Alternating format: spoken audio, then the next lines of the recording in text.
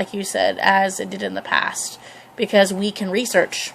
People can tell us to do a certain thing, but that doesn't mean we have to. But back then, we did it because Susie Q down the street was doing it. So. Yeah. But. What do you call that shit?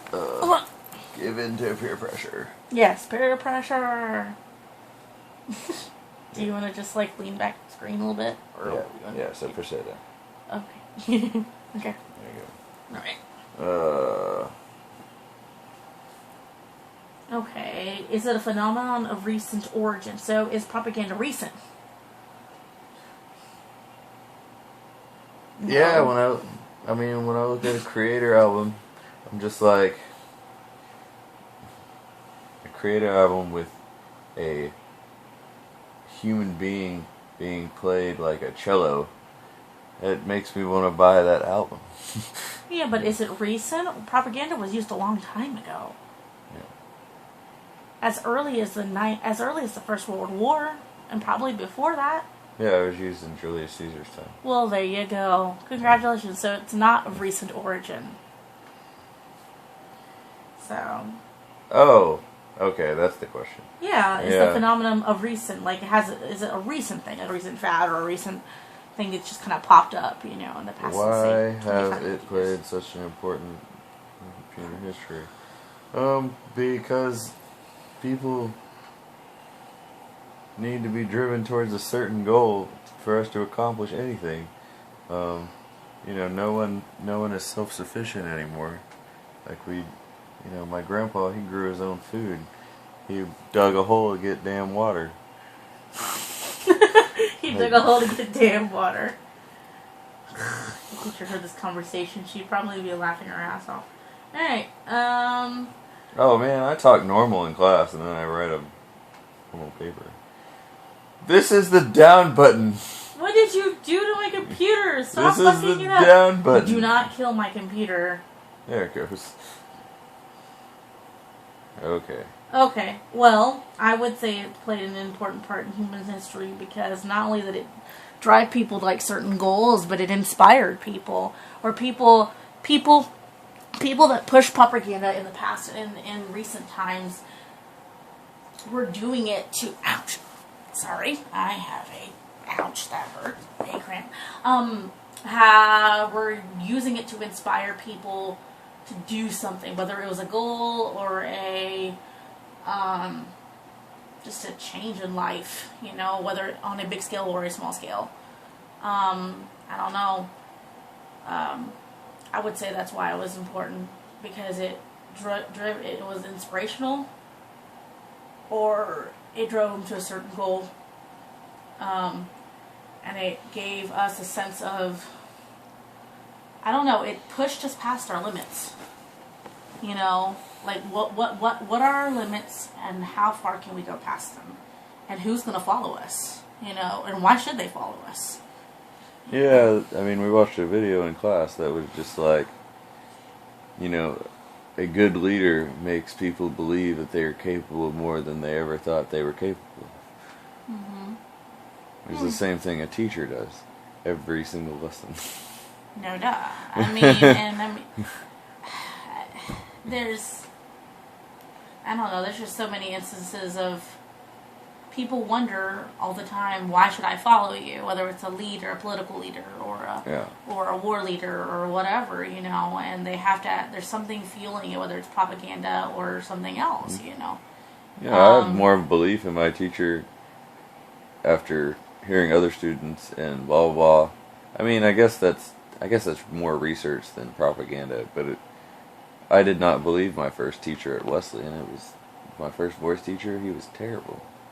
Propaganda influences people, like your teacher influences you, has influenced other students, and in turn, either one, they end up with a bad or good taste in their mouth. Is that really propaganda, or is that just advertisement and word of mouth? I don't know. Part of propaganda, the way it's done, is word of mouth. Okay. So it's... Oh yeah, bandwagon. Yeah. Bandwagon theory. Yeah. Jump on the bandwagon because everybody else is doing it. Yeah. So. Would you wish to stamp out all propaganda? No, because our whole...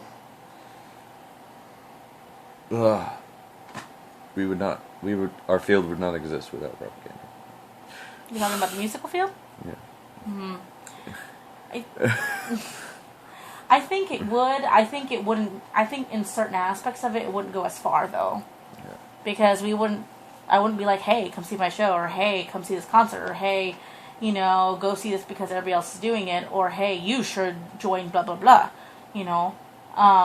As long as it's on the good side of propaganda or good side of advertisements or the good side of bandwagon theory, I don't mind it so much. Now, if it gets creepy and weird, yeah, I would want to stand out that part of it. Okay, creepy and weird how? Creepy and weird as in, you go do this, and if you don't, there will be consequences. You will get hurt in some way, or you will get judged in some way, Okay, I'm really wanting for us to disagree on something. You want me to disagree with you on something intentionally? No, but... You were expecting me to? We need to.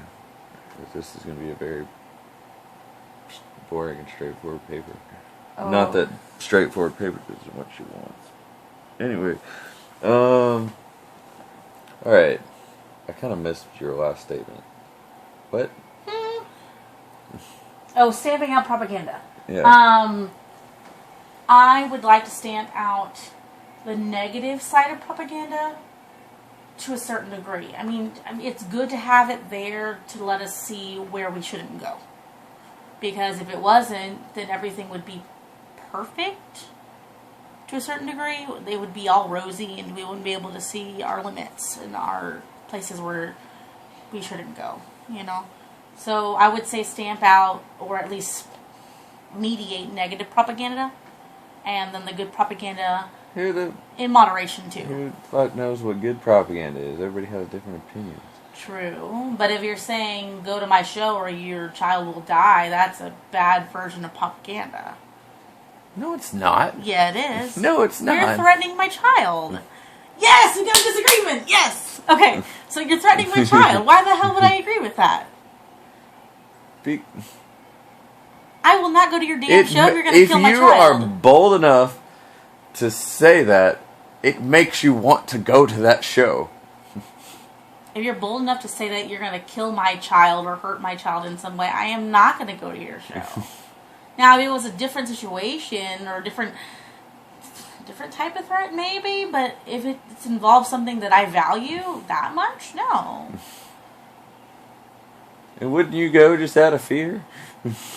No, because I'm not a goat. Propaganda. I am not a goat or a sheep to be led around in a flock because I'm scared. I don't go for scare tactics. Was that an attack on black metal? Scare tactics? No. No. I had to throw something in there to make you argue. Do you have a problem with people putting goats and naked people on stage? No, I'm talking about the bandwagon theory, being led around just because everybody else is doing it, or scare tactics, doing it because I'm afraid something's going to happen. Why? I'm too stubborn to do that. I'm going to fight against you. No. I will do my own version of what you're doing, but do it in a more humane way. So, see, I had to find something for us to argue about. I don't really think that was the argument. I think we were agreeing, but not overly. Okay, this will be fun. Okay. Get in your group to distinguish between propaganda and education.